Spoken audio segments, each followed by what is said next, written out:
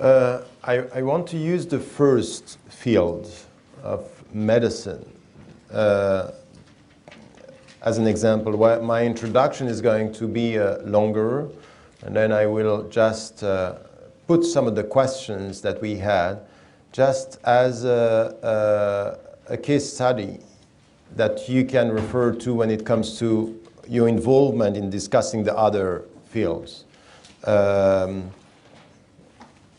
In the book Radical Reform, I'm saying that there is one field where the scholars started the methodology that I was proposing in a way which was quite interesting, and it's mainly in medicine. And we have to ask ourselves why in medicine it was possible. For three reasons the methodology was possible. The first, because we are, when it comes to medicine, dealing with death and life. And it's quite clear that the scholars of the text cannot take a decision. It's too dangerous, too critical.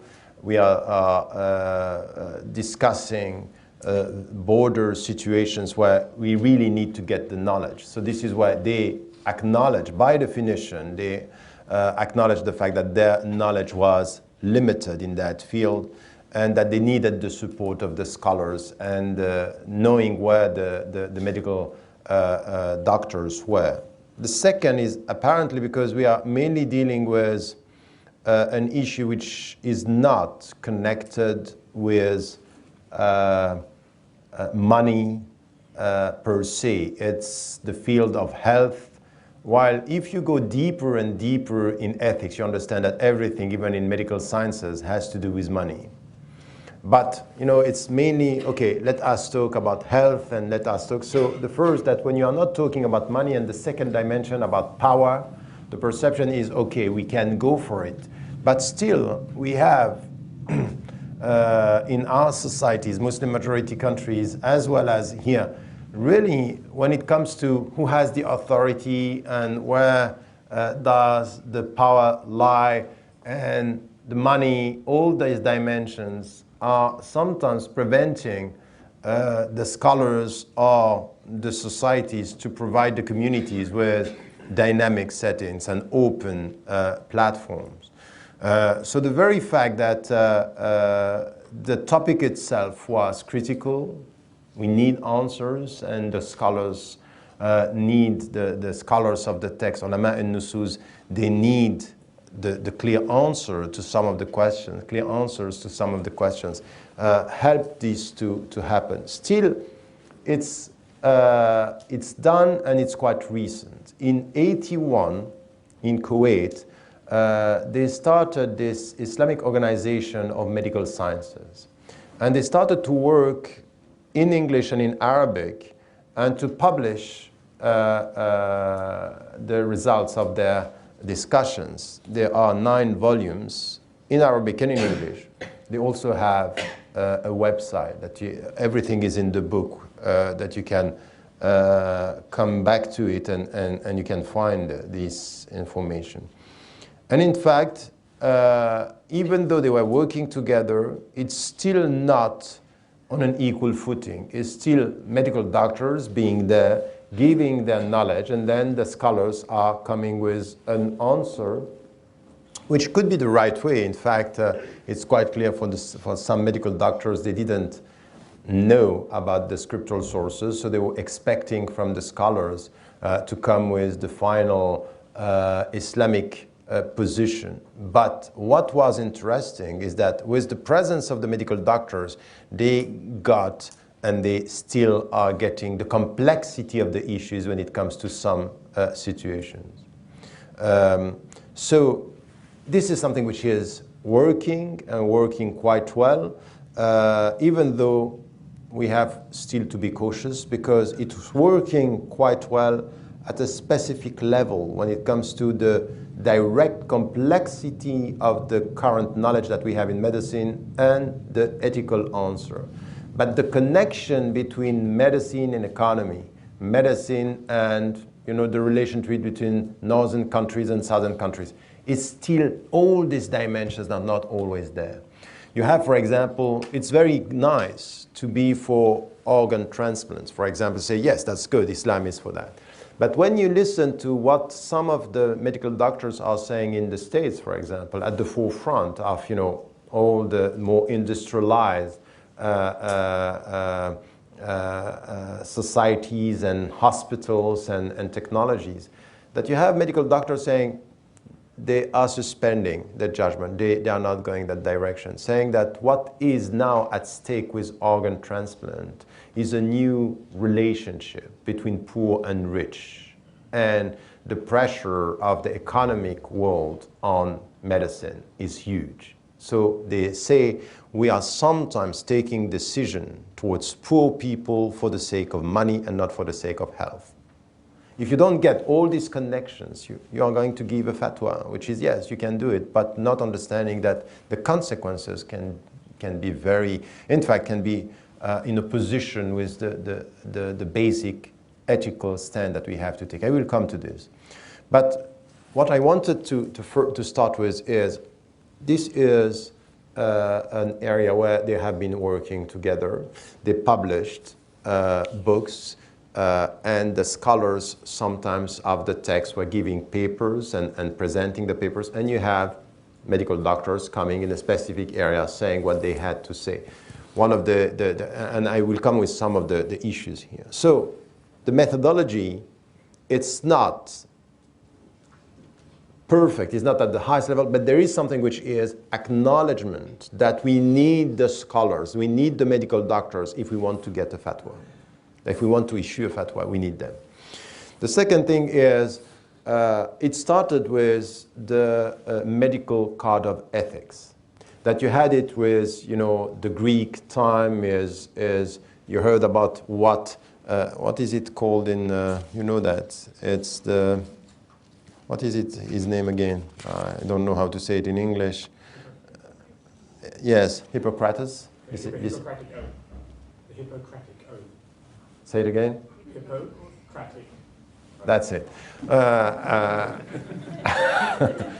So this is the Muslim medical doctors. They were dealing with this and say we need to have something which is an Islamic code, medical code of ethics. And they came with Bismillahir Rahmanir Rahim in the name, and I put it in the book, but it's in fact to come to the universal common, you know, principles and what ethical stands, but from an Islamic viewpoint saying all this is done in the name of La ilaha illallah, it's in the name of Allah, the compassionate, the most merciful. So we start with this, and then they are entering, and you find it here, I swear by God the great, and so on. So I think here that there is something which in the starting point is quite interesting, is to say, yes, there is an oath which is for all the medical doctors, and the Muslim medical doctors, they are entering in the same.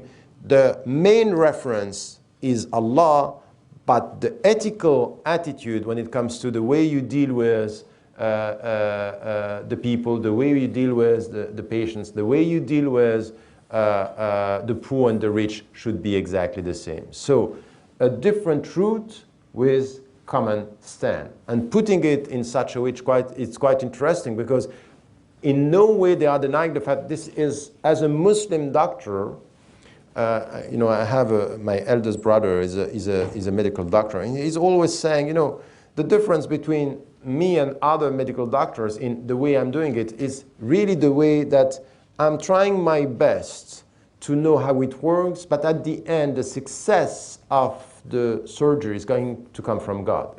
I start with Bismillahir Rahmanir Rahim. So you start with this, apparently it's nothing. Deeply, it's a lot. It's different, because it's the way you are trying to put yourself, to understand your code of ethics in the light of your belief. I think we should not underestimate this in medicine, but it will be exactly the same in all the other fields, is how do you start with this? So they started by thinking about this, proposing this as something which is, it's the same as to the consequences, is different as to the source. And the starting point of Islamic applied ethics could be, we might disagree on the source, but we might find commonalities as to our answers, and we'll find that in many ways we have this. Having said that now, this is where they came together and they started almost now, no, it's exactly 30 years ago, they started to work together and they started to tackle some of the very sensitive issues. And this is where you find that the Muslims in medical ethics, they are at the forefront of this contribution. Muslims have something to say on that field. And when you are, for example, as I was attending the European Committee of Ethics, you can see that what we are proposing as Muslims equipped on many fields is very up to date. We are in the discussion, we are contributing, which is not exactly the same in other fields, but here we are able to say, this is the Islamic answer to this, or some of the Islamic views on that. So the Muslims have been effective because they organize the platform where they can share and where the scholars of the text are able in closed doors to acknowledge the fact that they don't know, which is important when we deal with power, authoritative power, and it comes to issue of fatwa that I don't know, I listen to you. And then, for example, in one of the books, one of the scholars is turning to the medical doctor and say, we are waiting for you to tell us what is death from a medical viewpoint, the brain death, what it is, because the medical doctors were not in agreement on what is death and when can you say he is or she is dead. It's not a simple question because everything starts with this after the way you are going to deal with organs and transplant, the way you are going to deal with the family, the way you are going to deal with even with when it comes to life and death and when you can stop the device when you are saying, no, he's dead. It's the final stage. So it's irreversible. It's not going to work. He's going to die or she's going to die, so you can stop now. So sometimes the decision should be taken by the medical doctor saying, it's not the faqih who is going to come and say, okay, stop it. No, you have to rely on him or her. And this is why, for example, the older scholars agreed that when you are dealing with a medical doctor who is a woman, you don't need two women for one man. Which is important here, is that a woman is a woman coming and why? Because she knows what she's talking about. And this is where all this business about we need two women for one man because they are more sensitive and more emotional, forget about that. It's a question of knowledge in the sphere. And all what we have now in neurosciences is, I am repeating this because I like it for our brothers to think about it, is that all the neurosciences are telling us that the men are more emotional than women and more fragile, but they talk less. Think about it. Think about it. That, in fact, we are more emotional, but we don't need to express it. Women are less emotional and could be emotionally stronger, but they need to talk. So they are using 3 times more words per day than men. This is the average. It doesn't mean that silence is a quality. Just to hide that we are emotional. Think about it and you will see that, when you come to the Quran, ask yourself, when you have to protect yourself, Allah is starting with men. وَكُلِّ الْمُؤْمِنِينَ يَغُضُّ مِنْ أَبْصَارِهِمْ. You start with men, and then you كُلِّ الْمُؤْمِنَاتِ. So first you have to do it. But when it comes to protection, he starts with women. هُنَّ لِبَاسٌ لَكُمْ. They are protecting you, and you are protecting them. Hunna, it starts with men when it's the protective way, but when you have to protect yourself, it starts with you. So it's as if they are protecting you, so they are stronger. You have to start by protecting yourself, you are weaker. It's in the Quran. So sometimes the sciences, the contemporary sciences, are helping us to read the Quran in a new way, which might be the right way. But just to acknowledge it, okay. Why am I saying this? No, what was the point? I was saying something before.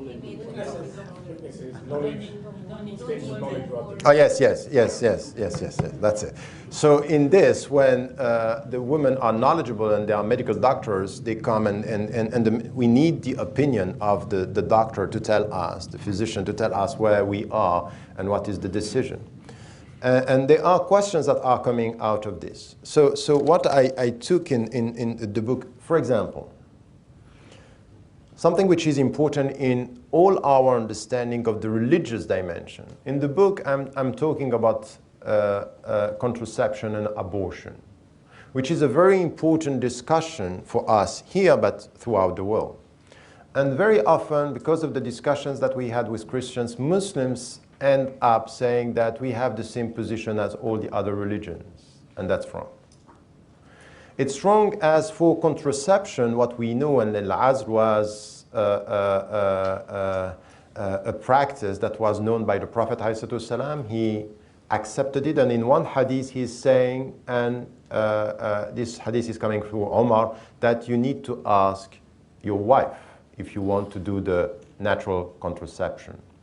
And the scholars understood at the beginning that it was and had to do first with the fact that if you have a sexual relationship, in fact, the objective is the procreation. And then if you are preventing your wife from getting this, you should ask her, because this is her right. Other scholars, one century later, were saying it's not only this, is the main objective of sexuality is not procreation, it's also pleasure, so you have to ask her, because she has two rights, is to get a baby and to get a child, or to get pleasure. So you have to respect, and the point here for us is three things. Is first, the Islamic position on contraception is telling us, in fact, that the objective is not only procreation as we have in Christianity, but it has to do with pleasure, it has to do with love. And the second thing which is important is the rights of women within this discussion, that you have to respect that. Having said that, it's a position which is going to have important consequences in all the medical decisions with contraceptions and the way we have to prevent that. To prevent, attitudes that are wrong. So the consequences of that, for example, when it comes to African countries, is what was said by some, that family planning is wrong, we can't go for this, because contraception is not Islamic. This has to be rejected. There is something which, in the fact, why was it that the Prophet ﷺ accepted natural contraception, is to accept the fact that the sexual activity is not only for procreating. It has another dimension, it's a well-being. And if you are in Africa and you are facing the fact that you are not, the families, they cannot cope with the situation, you need to think about the strategy. Which in fact today in many African countries, it's accepted as something, the family planning is accepted. What is not accepted is the way it is imposed by the West, by saying we need to get less children because this is the way for you to face poverty. In fact, we don't face poverty with less children, we face poverty with better distribution of wealth around the world. It's not because of, the cause is, and this is why the conference in Egypt, in Cairo, on population, the resistance of the Muslim and the southern countries was, you want to impose a policy of family plannings because in fact you want to protect your interests and you don't want to share rich wealth. And this is a very important point. This is why, a very specific ethical discussion on contraception, you need to get the political consequences. What do you mean by saying it's possible? And you have to be quite clear. We are not against family planning because of the principle, but because the way it's used to protect the Western interests and something which has to do with cultural imperialism. Quite interesting to get that, because there is also something which is, genital mutilation, for example, which is not Islamic, and we said that, we repeated this, But for example, I went to Burkina Faso, and in Burkina Faso, the Muslims were against it. This is not Islamic. But I went to Mali, and in Mali, they said, no, we are not going to accept that. It's Islamic. And in fact, when you enter the discussion, you understand that they are projecting onto a very specific ethical issue. Is it Islamic or not? Something which is the relationship with the West. This government is following the West, and it's imposed onto us. So they have another reading of the scriptural sources because of political and ideological reasons. And you are caught between this and that. So when I was in Mali, for example, the Council of Ulama told me, you don't speak about this, please. Don't speak about it because it's a controversial issue. I say, why? There is an Islamic opinion, and there are many Islamic opinions, but yes, no, but you know, if you say this here, it means that you are supporting the government. You get all these tensions here. So this is, if you don't get it, so you have to say it in a diplomatic way, but you have to say it. You have to say it. You have to say that genital mutilation is not. And it's not because the French government is imposing this onto the Malian government that you are accepting the suffering of women. That's not acceptable either. So I would say that this is where you understand these challenges. But that level of complexity is not in these circles that we have in Kuwait. We just stop at, is it Islamic or not, depending on the knowledge coming from the physicians and the knowledge of the ulama and nusus. This is why we need to complexify, because the challenges are many. And in also a very important discussion about abortion. The first attitude of Muslims, which is the right one, the general position is no to abortion. But be careful. It's no to abortion as something, by the way, if you listen even to the people who were or still are advocating abortion as something which is a right, they're not saying, oh, abortion is good, we are happy to go. No, it's, if we are facing it, we need to have the choice. We need to decide what is happening with us. Sometimes they are exaggerating and they are using abortion as a way of a contraceptive. That's wrong for us. But when it comes to abortion, we have to be very clear. The first position that is accepted by all the scholars, if the life of the mother is in danger, you can go for it. Okay, this is. But now, you look at the general position of Islam, and then you come to all the specific situations, and you'll find that all the fatwa are opening doors. In fact, abortion is no abortion in general, and then you take case per case to know what you are going to do. So for example, the discussion that we had in Bosnia, after the war in Bosnia, where you have scholars coming from Saudi Arabia saying no abortion, because this baby is not yours. Yes, you have been raped, but it's not your baby, so you have to keep it. Some other scholars were saying no. This was not an act of freedom. You were imposed, you can go for abortion. So you had two positions, but you understand the differences, that what could happen. So some were saying if you have the pills just the day after pills and you are going straight to this, you can go for that. Some others were saying no, even if it's 2-3 weeks later and this is the only way for you to go for abortion, go for abortion. And some other scholars saying no, not at all. You have to keep the baby. So I think here that this is where you have the discussions, and the scholars here are saying, look, there is the formal decision, but there is the psychological, post-war psychological trauma.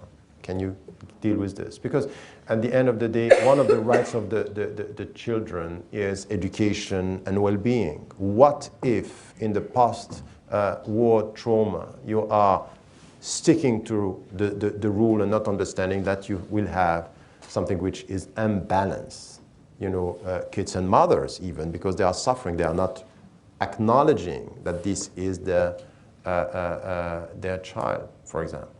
These are very complex questions, and this has to do with abortion.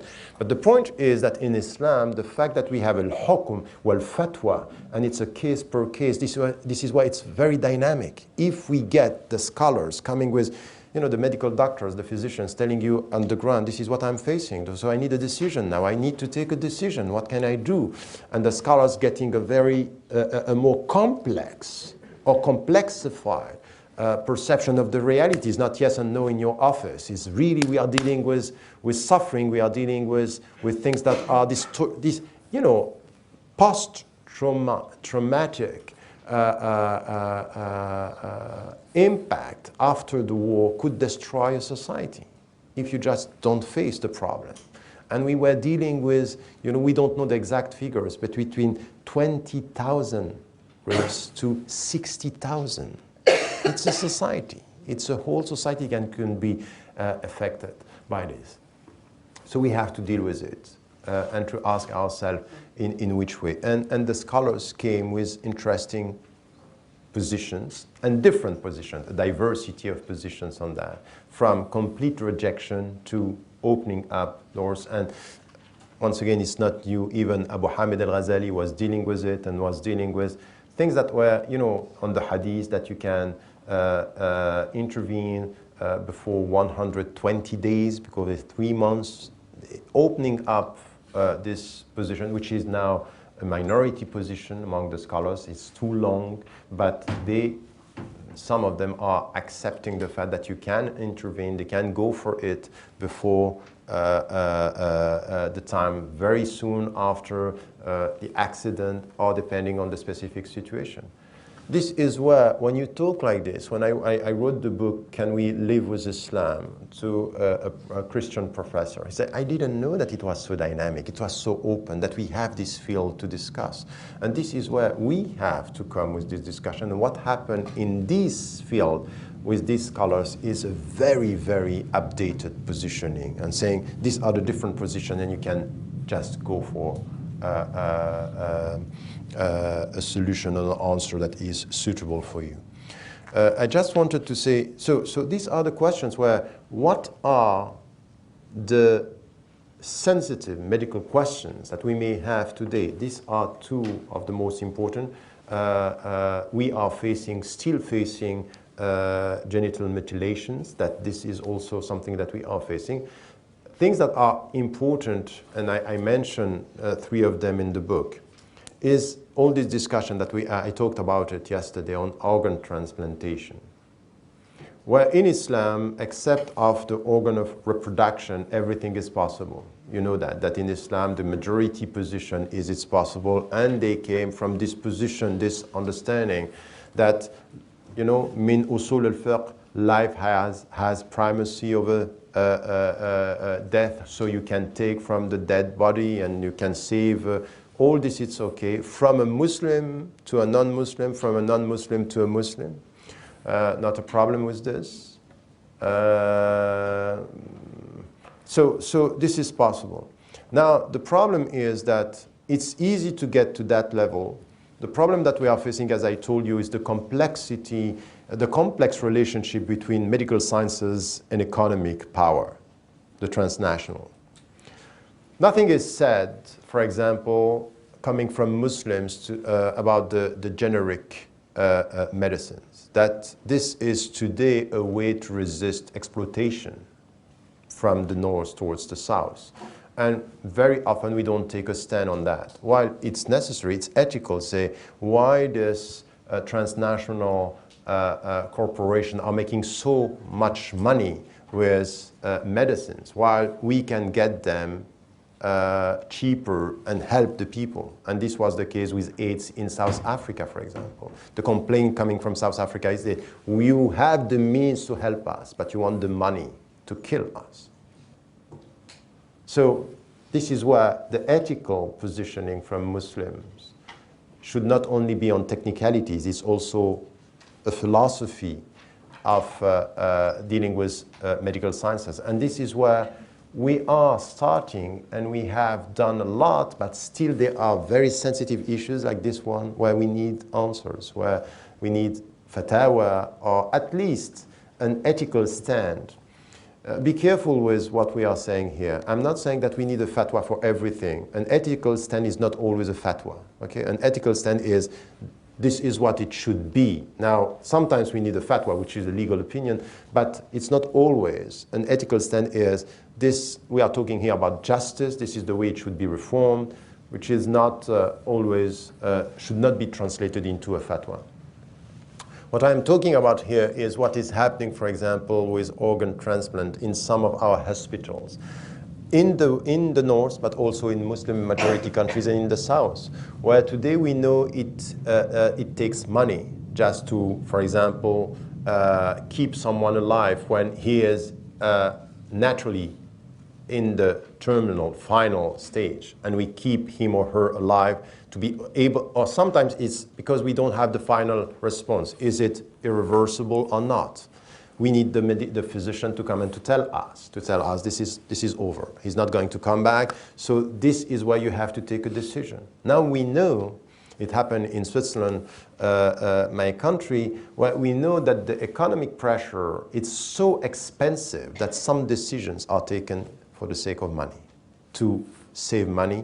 And sometimes because someone is waiting and need the organs, so we are under pressure. So the decision was taken, for example, in Switzerland, and it was a vote that the physician who is going to tell the family your relative is dead should not be the same as to the one who is going to say to the other, we find or not an organ, because there is conflict of interest. Muslims are completely lost in this discussion. We are not there. Because it's another level. It's where economy and medicine are coming together. And medicine today, it's making money. And it's making money, it means you have to deal with transnational corporation and you have to take a stand. All the Muslim majority countries, they don't have any restriction to deal with transnational corporation. They are ready for it, they do it, they are ready even to pay. The transnational corporation dealing with medicine and producing them, one of the biggest markets that they have is in the Arab, the petromonarchies. They're ready to pay. So there is no philosophy here. So we are working, in fact, in something which is completely disconnected world. There is a disconnect here between what is done and what should be our, and this is where what you were saying, it's important. We need here sometimes to take a political stand, which is not only an ethical stand, because an ethical stand without power to express it and to resist some of the economic order that is in fact unethical, it's not going to lead us anywhere. We can't do that. But so I'm just saying what are the first steps, and at the same time the contradictions and what is not done. So in the organ transplantation, this is something which is important. Another thing which is here quite interesting is euthanasia, where the Muslims are really, really at the forefront of the discussions here. I saw things that were very interesting, even with the passive and active euthanasia. You know that there are different types. I was talking with one of our brothers, a Salafi alim in London. He was saying euthanasia is wrong from say I'm sorry. And this is the problem that we have sometimes, is that he is focusing on the text and he's not even reading what is produced by Muslim scholars on that. And he didn't even know that there are different types of euthanasia, active and passive. And the passive, it's accepted from an Islamic viewpoint when you stop giving the medicine, that it's the final stage, the medical doctor and the physician is telling you, that's over, it's the final stage, he's not going to come back. So you can stop. And this is referred and studied by scholars. So we are here in a situation when we can say, yes, Muslims and the fuqaha are, with the help of the physicians, coming with interesting answers. And once again, always the same, is when we are talking about euthanasia is also some of the limits that we are reaching when it comes to other dimensions with economy that are not touched, but on that field it's good. Last point that, am I still in my time? Yes. The last point that I was talking about it yesterday is sometimes where we are not responding. One of the main challenges of our time over the last decade was, of course, AIDS. And the moral qualification of AIDS as being the illness of the homosexuals and the bad behavior made it very difficult for the Muslims to come, and even for the medical doctors to come with an answer on that. It was just, we are rejecting in many Muslim majority societies or in the communities, if you are getting it or you are infected, you don't speak, you just disappear. And sometimes some of our brothers and sisters passed away and it was not known. There was a, hypocrisy. It should not be done. It's wrong. It could be out of, yes, a wrong sexual behavior, or it could be because of blood transfusion, or whatever. The point is that there is something which is very important that the physicians should teach the Muslim scholars. And this is coming from the medical code of ethics. Whatever is your religion, whatever is your status, whatever is the cause or the reason of your sickness, I don't care. You are a human being. I'm going to try to cure and to help you. There is no moral qualification on a specific sickness. There is no. Poor, rich, black, white, Muslims, non-Muslims, I'm not here to ask you about the reasons. I'm trying to solve the problem. And sometimes the scholars are not getting that. They are projecting and they are scared of the community. So the medical doctors, sometimes when they are Muslims, are also, it's very difficult for them to face the community. And in some of the situation, it's very difficult that you have to take a decision that is not understood by the community. For example, we were dealing with drugs in Mauritius. And there is a program there that we are dealing with drugs and they are going to be infected, and in order to avoid AIDS, you are going to give them what they need, but something which is clean. You know, how do you call this? The syringes? The syringes should be clean, and in order to avoid infection. So they were trying to go to the mosques to say this, that we need your help. You need the help of the scholars to help us, because drugs and addiction and infection, AIDS is there. We are dealing with that. And the great majority of the mosques are saying, no, you can't come to tell us that we have to give them clean syringes. That's right? Now tell me the right pronunciation. Syringes. In order to prevent them from being, we can't do this. It's to promote haram, to prevent something which the so-called helping no, we can't do that. And this is where, once again, if you don't get the whole picture, if you're not facing the complexity, you come with just an ethical stand, is haram, haram, and we don't talk about it. So in the name of this blindness, in fact, it's a very dangerous situation. It's like, you heard about Mother Teresa in Calcutta. You know, she is coming there, and I went there and I saw what she was doing. It's great. It's just impressive. Impressive what she was doing to help the poor. But at the same time, she's saying no contraception. So in fact, she's curing, and in the name of her faith, Catholic, she's imposing onto people who are not sharing her faith attitude that are not helping these people to solve their problems. So by doing this, it's counterproductive in itself. So it's great, but the moral positioning of her in Calcutta is problematic. You're not going to hear this in the West, because in the West she was great. But when you go there and you ask, what is the point? What are you doing? Why are you imposing this position on people who need to find a solution? Because without anything which has to do with contraception, they are having more and more children. There is no vision for the future. So you are promoting something which is destroying the society there. And as Muslims, we don't have a problem with that. We don't have a problem helping the people to be much more reasonable in the way they deal with their family. She had a problem coming from the Catholic tradition in a situation, in a society where the great majority of the people are Muslims. but they are protecting them on one side and exposing them on the other. So here is a discussion which is a bit balancing this idealization of some of the activities that some people could have in the third world. So what I wanted to say here is that in this, as in that field of medical sciences, what is interesting is the first steps are already here. That we are doing the job, and the scholars of the text are listening to the physicians, and they're understanding that it's very complex. So we have very effective new positioning on cloning, on euthanasia, on contraception, on abortion. It's interesting, it's important.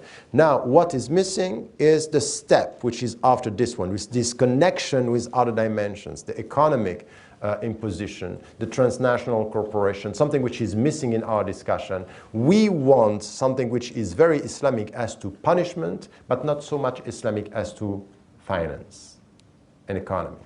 So we don't touch this. So the order is not touched, and we are dealing with it in a way which is, even through what was done by the Kuwaiti organization, it's something which is missing in the whole field. So what I wanted you to understand with all this discussion, I will open up the discussion right now, is, okay, in that field, what were the needs?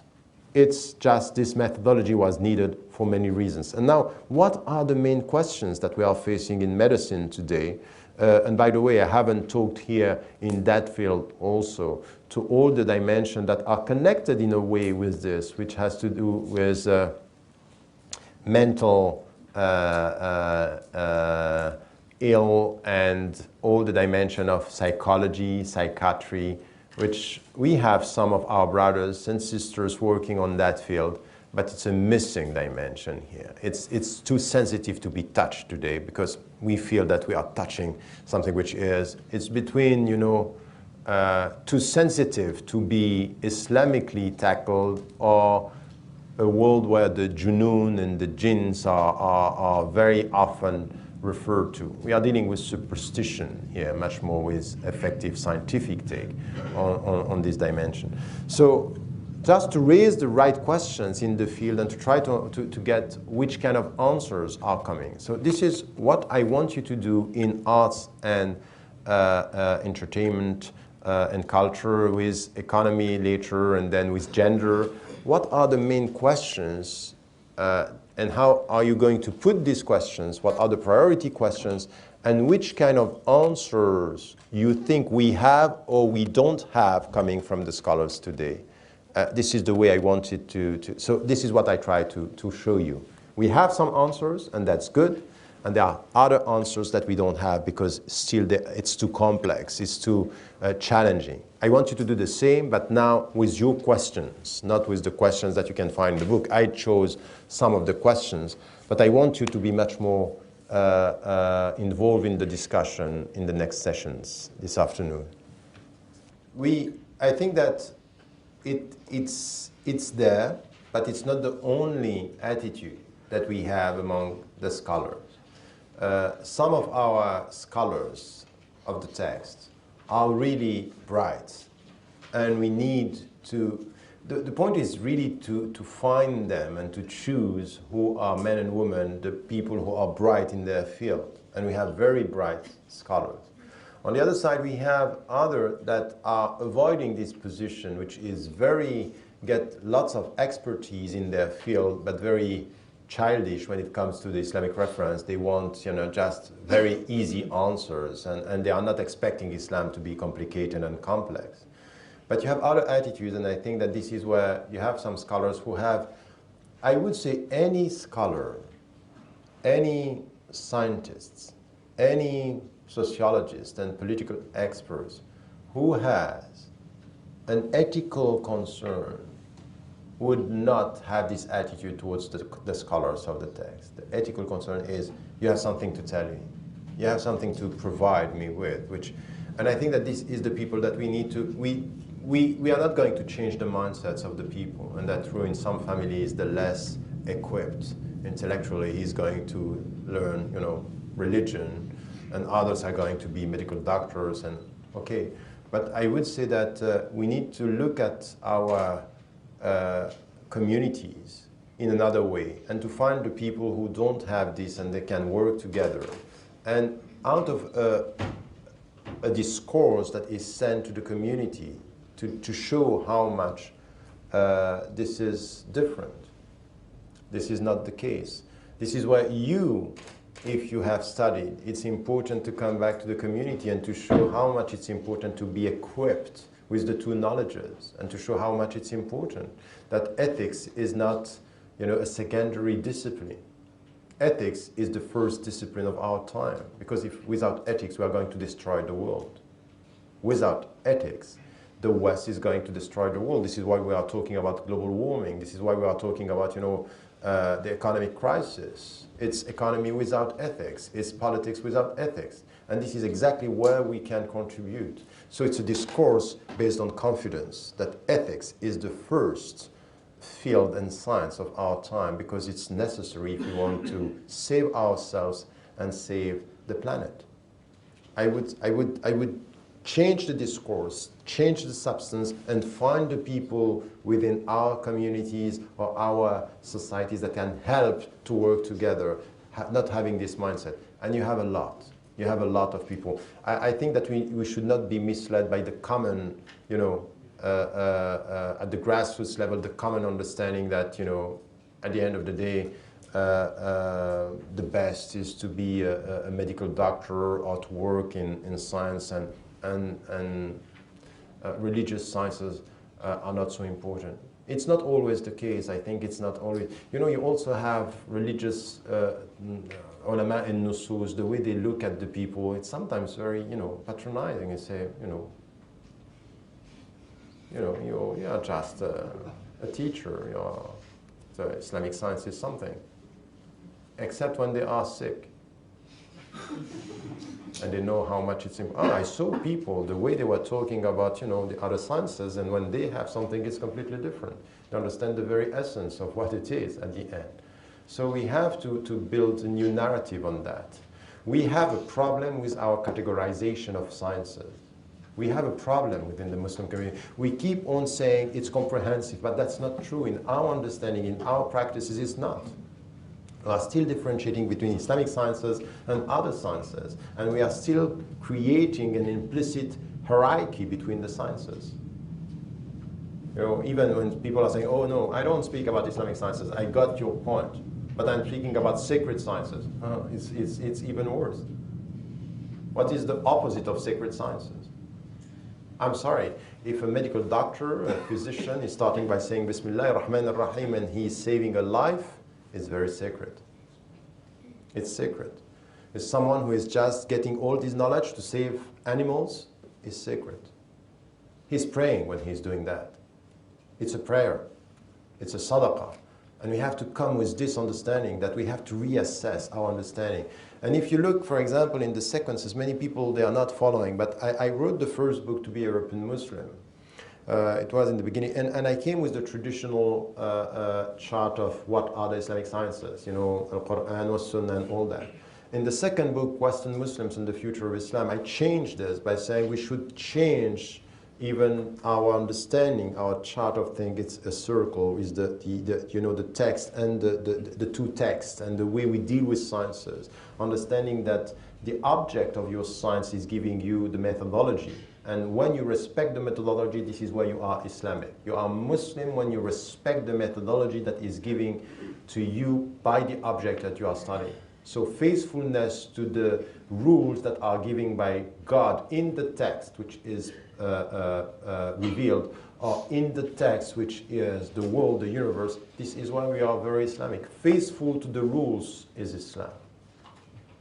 So when you are trying to get the very essence of the Arabic semantic and morphology and grammar, you are dealing with Islam because you are trying to be faithful to the substance. But when you are dealing with the world and you are respecting nature, you are respecting animals, this respect of what Allah is giving you, this is where you are Muslims. An Islamic science is the respect of God's objectives in your knowledge. This is it. So everything is Islamic. in that sense. But you don't have to put every time Islam just to be confident. The way we are using words because we are lacking confidence. I don't know if you get my point, but it's a long answer.